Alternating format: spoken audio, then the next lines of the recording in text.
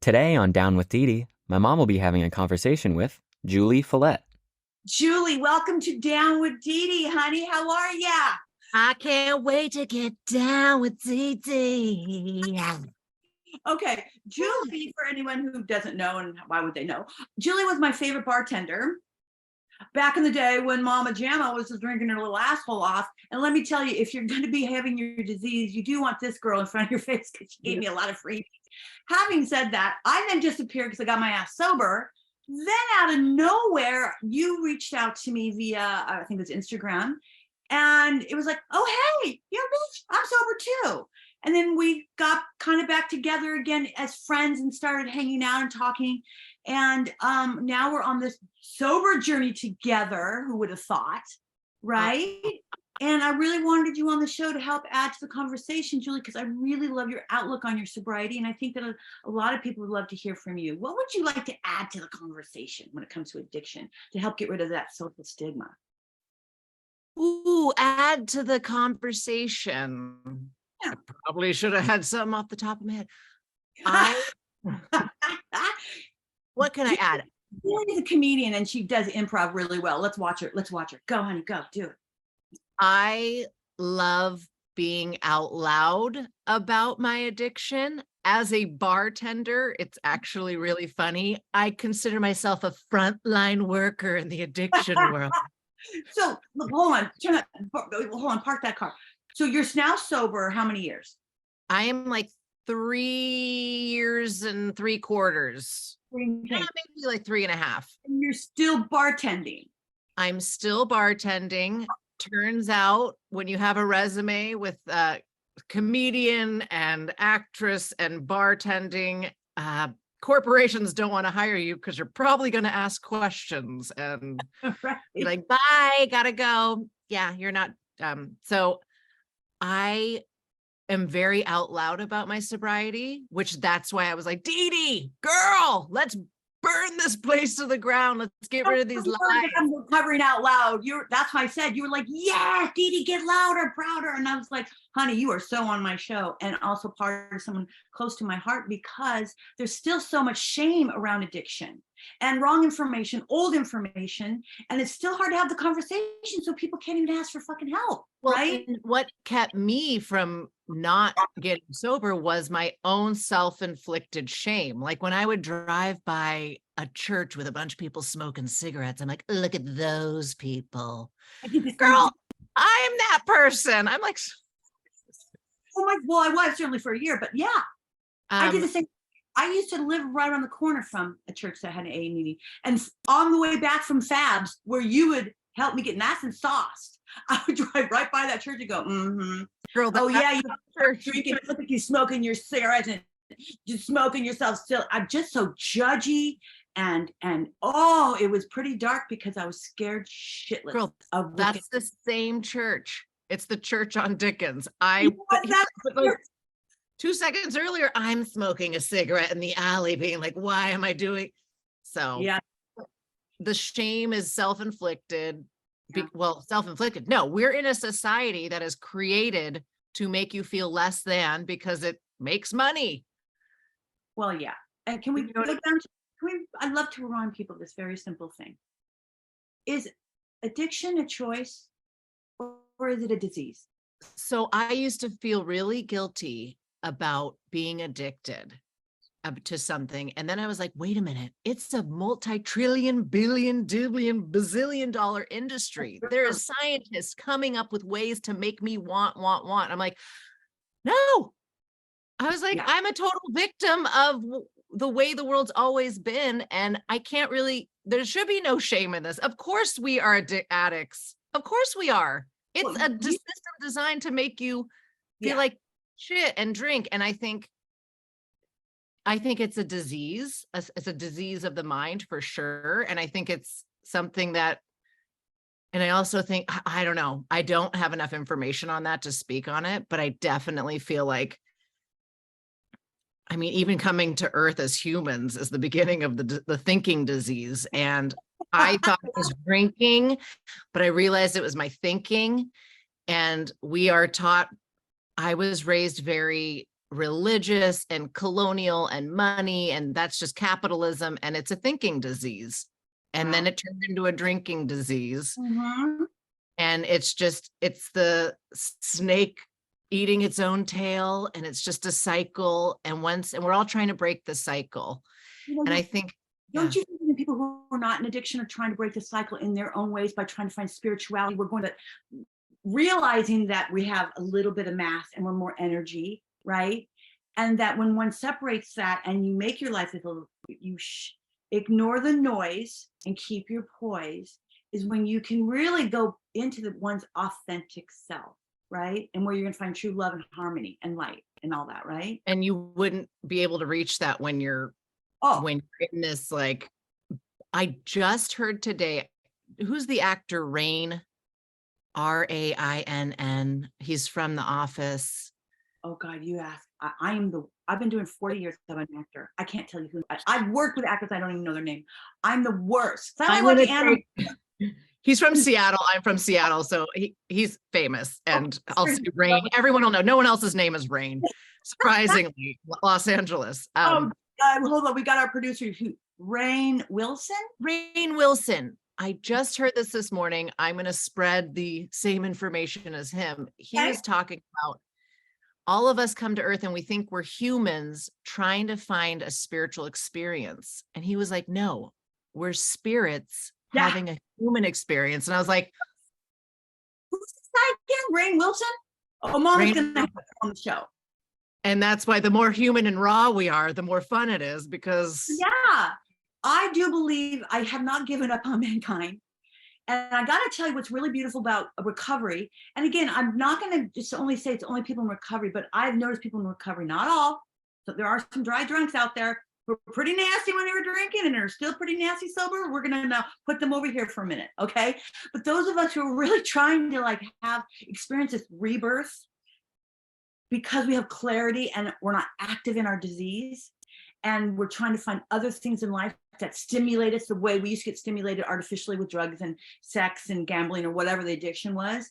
We're now finding that life itself and the curiosities and the mysteries of the world, and getting back to what that guy just said, that wait a minute, I'm actually energy first. And that's why every time I'm in a room with a ton of alcoholics or drug addicts or people who have, we're all trying to soothe this pain, I was like, of course we are. Like, you're smart. The world is messed up. The systems that we're in is messed up. And I think we should be like, I like looking at my addiction of like, I'm a sensitive being that just couldn't handle the way I was thinking and the way the world's working. And to change the cycle is like, that's what they want me to do, because if we all found out that we are powerful beings and we are on this huge connective thing, somebody loses a lot of money. I will say I haven't spent as much time and money. Yeah. And power. I was like, oh my God, the choice.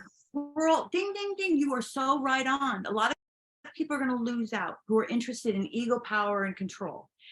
When I always call those the less than 5% who have just that messed up dark DNA. They exist. But I heard the other day that over 95% of human beings on Mother Earth have the good, awesome, beautiful, loving DNA.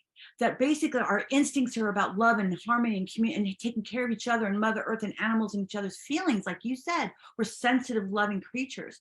But they keep us spinning, right, in fear and anxiety and the unknown and all the stuff that's scary.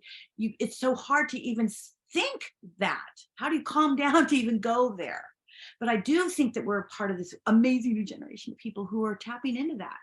And those of us who are in recovery have an opportunity to take all that energy we used to have in hiding our disease, pretending that we're a normie when we're not, all that stuff, ruining relationships. And like you said, the pain is just this rabbit hole that now, right, we transfer that into something that's just, I think, a real beautiful movement. Don't you think? Yeah. And I also want to say, like, right now I'm like happy and clear-minded, whatnot, but it was not the case. I was trapped. It's funny, when I started AA, the biggest thing that changed my life was 90 meetings in 90 days. I tried AA 1,000 times And it's so funny. I have like DUI. I have all these things. I could have had a million, but I was like, it's not alcohol. It can't be alcohol. But the moment I shined a light on my, I said, I'm an alcoholic, everything changed. And because it's a textbook, it was just like, I don't know, for years, I was like, I don't know. I wanted, so my apologies. I drank some coffee. What I wanted to say is that asking for help in anything was the biggest life-changing thing for me. So I don't know. I always feel like I look like we're all talking like, you guys, you guys can get out of it. And I was like, I don't even know what I'm saying. Hold on. Cut this. Help you, because I gave a Betty Ford keynote speech, and one of the things that I said to this group of people, and I didn't even get sober at Betty Ford, they asked me to speak there. That's just how beautiful this is, right? I'm like, I'll go speak, but I use Breathe Healing Center in LA. They're like, we don't care, we love your message. Because the bottom line is that it's everybody's journey is different, right? And we are all incredibly connected. And in sobriety, or just, in life, we have a chance in this human body right now to get our souls right and to connect, right? I said in front of 200 people, there's your little spirit cactus. I said in front of 200 people that I don't know, who in the hell told us that asking for help was a weak thing? Who in the hell told us that asking for help is not a good idea? I can tell you who told me, that generation of people who raised me, because God damn it, Dedee, if it hurts, you get up, you brush it off, and you get up by your, pants and go. Me with my G-string and go. Didn't hurt, go, right? But that's how I ended up spiraling through many years, because I had this fighter in me, like that didn't hurt. Yet asking for help for me was one of the most important moments of my life, but also one of the most humbling and vulnerable, and because I didn't know what it was going to look like. But guess what? This is what it looks like. Not the first day you get sober. No, it's the time. You got to find your sober legs. But you're right. I think that's one big thing, is asking for help seems so scary, but the moment you do it, it's like so much easier in life. Like there's a reason that you're not the only person on the planet. All of us are here to remind each other. When I forget, you're going to remind me. When you forget, I'm going to remind you, and to help each other. But I don't know where the idea came from, but it's ancestral, it's generational. Like, you need to do everything on your own and don't ask for help. And the most attractive thing you could do is say, I don't know. Can you help me? Can you guide me? And I was not attractive. I wasn't asking for help. And I was like, I can do this. I can do this on my own. No one's going to know. And that's the 12 steps was awesome. When I actually finally read it, I had a 12 steps in my house for about 10 years collecting dust, never cracked it open. Really great side tables, don't they? Those books, yeah. Perfect for a coffee or a beer or just a side table for my alcohol. Just sat there, never cracked it open, which is so funny now. I'm like, wow, it was there the whole time. There's a step about, admitting things that you feel are so huge, admitting your discretions to another human. And I had this one. Other people who understand what you're saying, and you don't even know their names, if they're like this. Well, right. So interesting, because I've never heard someone say did something horrible and been like, oh, that's so bad, I could never forgive you. Like, I've never felt that from someone else, but I did that to myself. Yes. The disease. I was like, oh, I'll never be forgiven. I lied to someone, and it really ate me alive. And when I finally said it to my sponsor, she was like, and I was like, are you kidding me? I've been secret forever, and I've drank over this secret. And she's like, yeah. I tell people, you want to feel good? A meeting for 1 hour, and I swear to you, you're going to hear so much. I went to rehab the first day, and I was sitting there, I didn't know what the hell I was doing. All I knew is, like you, I was like, I needed help. My family came to me. They tried to do an intervention. No, you don't need to pull up with the car in that intervention show or whatever the hell. No. And they said, no, Dedee, we want you to come to this place and we're going to talk to you. And, will you come? I said, no, I'll go. I was looking for 800 numbers on the TV that said 1-800 anonymous alcohol. I just didn't know how to call. I didn't know what to say. I was the shame and the embarrassment that I couldn't stop, the failure, the self-loathing. So when family said, we'd like to do an intervention, they barely got the damn word out. And I went, no, go, just take care of my kids and my animals. They're like, what? Wait a minute. We were waiting for me to say, hell no, you're the one with the problem. You know how, right? When you're really acting your disease, your addict will attack anybody. But my addict was so exhausted. She was beat down, called, what do we call that? Your bottom. I didn't realize at the moment that that's what that was. And I said, I was looking at 800 numbers. I just didn't know to ask. And my sister was like, oh, 2 days later, I was in rehab, 30 days inpatient, pulled out of a movie. And 30 days, no talking to anybody, no computers, phones, nothing. But I remember the first day I went in there, let me loop back to it, to add to what you just said. But let me tell you, there was 30 people in the room in a circle. And all they did, this is in the rehab, they started talking. I didn't know their names. And I immediately went, oh my God, these are my peeps. These are my people. I've always felt like an outcast wherever I went, in the industry, in my family, in the society, in the world. And I sat there going, oh my God, they're me and I'm them. And their stories were 10 times worse than mine. I was like, oh no, let me tell you mine. They're like, oh honey, yours is nothing. I'm like, no, like my story is worse than yours. They're like, no, it's really not. Listen, when you're active in your disease, we're all jackasses and we do things that are horrible and awful, embarrassing and shameful. But you do get the opportunity not to go back and change that, but to own it, to start changing history today and the now, and not just have other people forgive you if they're able to do that. Some aren't, but how about forgiving yourself? The truth will set you free. I know it's really cliche and it's been said in ancient mysticism since the beginning of time, but yeah, forgiving yourself, the truth will set you free and yourself free. Asking the fourth step, or no, I don't even know what step it is anymore. Honestly, I'm terrible with the steps. I'm like, whatever we go, like I did them and I'll do them again. There are days that are harder than others, and there's also beautiful days like this, having you on my show. Speaking of that, Julie, can I ask you a question? Yes. Do you believe in the paranormal? And if you do, why? And if you don't, why? Go, girl. Of course I do. Of course I do. How could you not? There's like infinity above our heads at all times. I look to the sky where my help comes from. I think Did you a reptilian? I was recently looking up at the stars during a new moon, and it was like, you guys, being on our phone and on our computers and everything, the world just kind of sucks by you. But 15 minutes with no phone, staring at the sky, I felt like I was out there for years.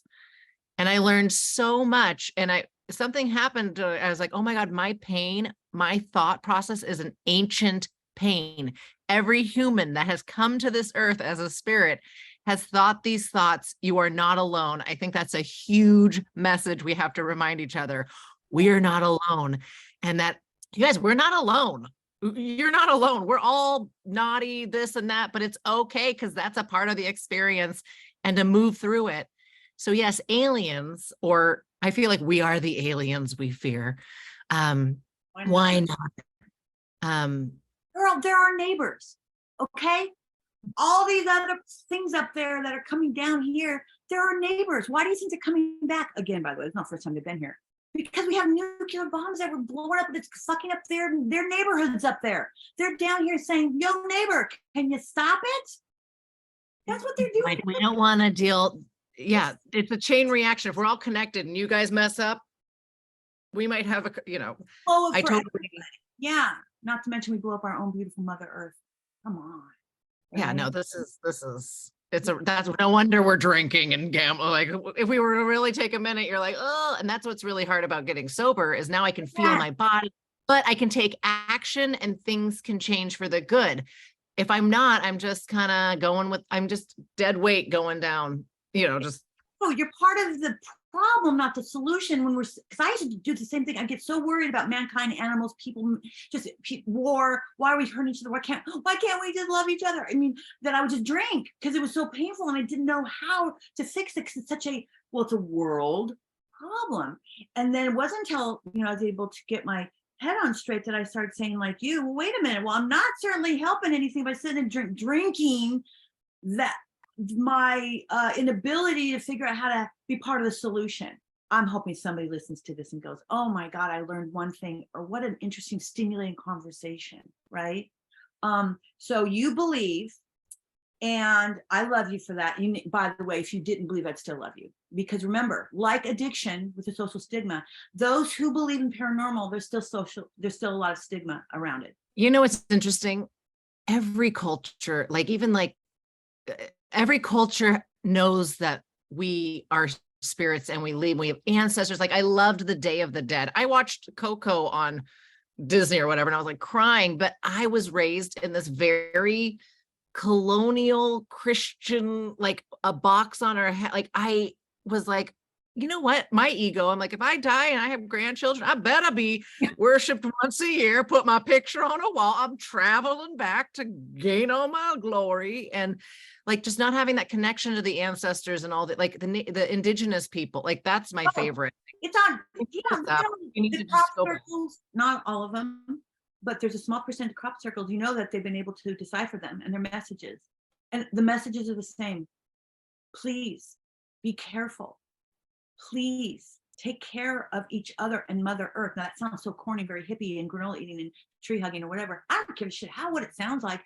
But if this is what they're saying, if they're real and this is what they're saying, that is a beautiful message, and they're absolutely damn right. So if our neighbors are coming down here, right, to give us messages, to help us save us from ourselves, I say, neighbor, do you want a cup of coffee? I'll give you some cream too, because I'm a creamy coffee girl.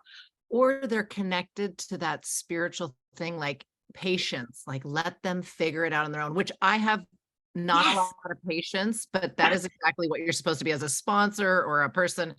I need to learn that, where I'm like, you know what? I love you. I see the good in you. And when you're ready, you're ready. And to constantly never be like, well, you can't, it's over. You'll never figure it out. I mean, I used to be that person, like very judgmental and egotistical and think, you know, I was always like Captain Save a Hoe.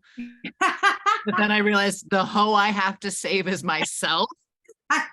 And so when I took all that energy of focusing on everyone else and then turned it on myself, I now, you know, had to make amends, maybe haven't talked to the people that I was really, you know, it's very egotistical, which is where all the great art comes from. Yeah. I went to a Melissa Etheridge concert and was listening to her music and was like, wow, this is very toxic. I'm the only one who walk across the fire for you. And I'm like, you know what? I'm not the only one. You know what? Move on, figure it out. But I was like, when I was young. So yes, I was like, oh, you know what? Good for all those people. I was very rude and I was not going to be a great lover for you. So I'm glad I can see that now. But at the time, absolutely not. Yeah. And it's interesting with drinking. My thinking problems started with religion. And I mean, it's a way of thinking of everything's black and white, right and wrong. And because I was brought up in it and born in it, I always just thought I was right. I never did anything wrong. And the moment something bad happened, I swung and was like, I'm damaged goods. Right. It's over. Let's go hard. And I think, and you know, not all religion is bad, but my particular one, and maybe the way that I interpreted it, just was and I think myself and maybe my family, or where it came down, we used it kind of like drinking, where it's like, you know what, move on, toxic positivity, we'll pray it away, don't ask for help, God will help you. But it's like, it's not out loud, it's this, you know, this pray it away thing. And like at the end of the day, you need all the goods. I'm a spiritual dabbler. I'm going to pray. I'm going to ask. I'm going to this religion, that, whatever. Get all the information like a good journalist for your own life story. How I live. I feel like my spirituality and what you might call religion, I'm not sure, is a patchwork. It's a beautiful patchwork blanket that has a little bit of everything. I grab all the good from everything. And I'd like to say this for those who follow this show who are religious. We are not knocking your religion. I promise you we're not.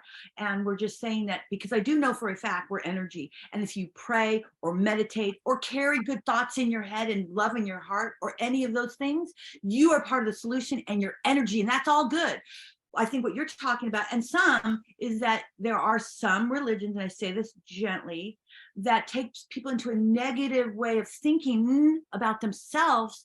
And we know that that's not helpful. It creates a negative narrative about oneself and isn't productive and doesn't continue with the self-love and light. And, it's just not helpful. Yes, how I interpreted it, I was like, oh, it's me versus them. And so the way I was rude to others, but the problem is the joke's on me is that the way I treat others is the way I treat myself. Right. So I was really mean to myself. Yeah. Because I was mean to others. And that's just how I took it. And so like, that's what I'm trying to say is we're all looking at the same experience, but we all have different kaleidoscope. That's the beauty of Earth, is that we're all here and we all have our own thoughts of it. And, my big mistake that I have to make a living amends on is saying, oh, I'm right and they're wrong, or I have God and they don't. And that is on me, man.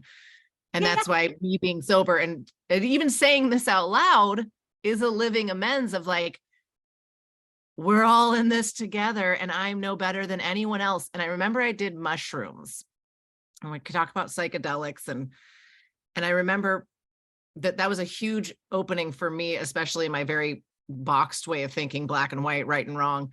It kind of like cracked open my brain a little bit. And I remember I saw this person on the side of the road just talking to themselves, just being all, and back in the day, I'd be like, oh, look at that crazy person over there. Look at those alcoholics smoking over there.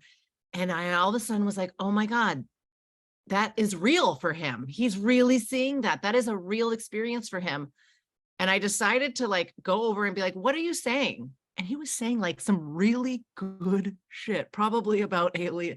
And I remember telling him, I agree with you. And he was like, what? Because I look like whatever. We were just, and I was like, I totally agree with you. I was like, so just so you know, you're not alone. And he stopped talking and he walked away and was like looking at the clouds. And I was like, that really helped, because people are talking to themselves, but that's their experience. That's really happening for them. And to have that compassion.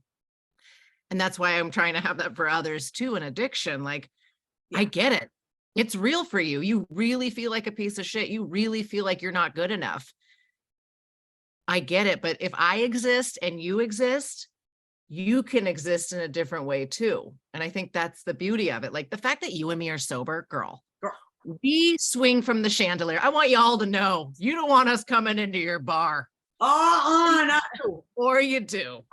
Actually, you do. We're a lot of fun. We are a lot of fun. Yeah. Drinking or Need a drink. So much more fun because we can actually remember tomorrow, like what we did today. Girl, we're not repeating our stories, but that's the beauty too, is like, well, we will. Who are we kidding? That's how ancient traditions are passed down. We got to tell the same story. I forget. Me too. I was like, what am I talking about? We do repeat. We both did brain farts in the middle of this. I was trying to help you, and then I got the brain fart.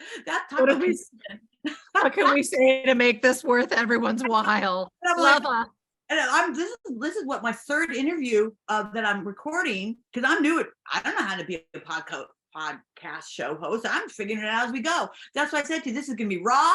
It's going to be real. Two people just having a conversation. Either people are going to like it, they're not. I don't know. Hopefully it helps at least one person. Here's my last question before I let your beautiful face go. If you can be reincarnated as any animal, what would it be and why? Oh, I want to be a crow or a bird. Okay. Something flying, able to just go where I want. Yeah, I like to fly. I like to go move quick. I like to spread the message. I always felt connected to a crow. I know I talked about a snake, but I was sleeping one day. I was camping out in the Olympic Mountain or Olympic National Forest in Washington. Shout out to Washington State, where I'm from. And we were all sleeping, all hungover, and then just talking. And then I looked up. Everyone's joking. They're like, Julie, that's you if you were an animal, because you're constantly, something has to be coming out of my mouth or going into my mouth. Now it's water and, not drinking, but I just always felt connected to a crow. And then I looked it up, and crows are about spreading information. They're the information gatherers and spreaders. So I love that. I believe I live up in the mountains up here, and we get crows all over. And there's this one who keeps squawking at me. And it sounds like my son. Mom, mom. And I always go, what? And I look and it's not my son. And I look up and I go, dude, really? And he's like, mom. I go, really? He fucks with me every day. I love this crow. And I think he's trying to communicate with me. I'm not joking. Why would this one crow yell at me every day? It's like, something's going on, girl. Let me just tell you. He likes to see me go like this. What? And realize it's not my son because they have the same voice. I don't know why the crow sounds like my son. I'm sure he's like, thanks, mom. But it's like, mom. And I love this crow. Like, I'm now really bonded to this crow. I'm wondering if the crow is probably reincarnated as probably who knows, right? Knowing me. But they're smart. I don't know if you know that, but I watch them up here. They communicate. They have a community. And when one passes away, when one leaves its earth body, its soul leaves, all the crows come around and they do what they thought was a ceremony, like a burial thing. That's not what's going on. A National Geographic or someone like that did a study, and guess what they're doing? They're actually doing forensic investigation on the why. One of their buddies left their body, and they literally studied them, and all of them that are coming around are looking at the peripheral area and environment and looking for evidence as to what happened to the crow. Why did it go? I've also seen them take one that's wounded. I don't know if you've seen this. They gather and they pull the wounded one away from the street to the side. I mean, I saw footage of this. I'm a crow. I'm a crow. They're a community. We're trying to drag you guys off the street. Don't get hit by the car of shame and addiction. Yeah. So I can see you absolutely being a crow or a reptilian. So Julie, I want to thank you so much for coming today to talk to me on Down with Dedee, Covering Out Loud. Also, is there anything you'd like to plug? Is there anything you'd like to add that you'd like people to know, or where can we find you? I love your Instagram shout outs. Is there anything that's coming up for you other than the writer's strike, like me, waiting for your next gig? No, I'm there with you. I play a lot of bailiffs, a lot of security guards. So if you're watching TV, don't blink or go to the kitchen. I will be that. So I do a lot of stand-up comedy, but not right this second. So you can follow me on Instagram, okay. Julie Folette, not so anonymous. Now, wait, you said you started a business. It's like a private bartender, which is hysterical. You have a business you're starting where you go to people's houses when they have parties and be their funny, charming, beautiful bartender. Thank you for mentioning that. Yes, it's called Simple Spirits Barco. Be a simple kind of human. It was actually inspired by that song. Also, that's what I loved about the 12 steps. It's just spirituality for dum-dums. It's simple. I love you're like so sober and so like involved in your sobriety and helping other people. And yeah, you're this private bartender and you also work at a restaurant. I love you. This is what sobriety looks like. It's very colorful. It's wonderful. And people have these gorgeous homes and they have these bars that they spend $1 million on. And I want to be the trustworthy, sober bartender that you can let in your home to take care of it, love it as their own, and also love on your friends. And like I said, I'm front line. So if anybody is having a problem, I'm present enough to make sure they're safe and loved. And so wait a minute, how does one get a hold of this personal Julie bartender? What'd you call it? Spirits? What? Simple Spirits Barco. It's Simple Spirits, but there's so Julie Folette. Good. Just find me on Instagram, DM me. I don't, what do we talk about? We're a little more raw. I'm not like, send me an email and send me like my show. I love it. Like, we're just keeping it real, folks. Yes. Well, we're going to actually put all your information and everything in the show notes where we can find you. That goes for everyone else following the show. We're going to put everything in the show notes where you can find this show, audio or visually or both. And I think this is where we say goodbye, but not forever. Not until next time. This was so much fun. Thank you, sweetie. You're so amazing. And thank you for being a light and part of the solution and my friend. Oh, girl. I love you so much. This is awesome. Bye, babe.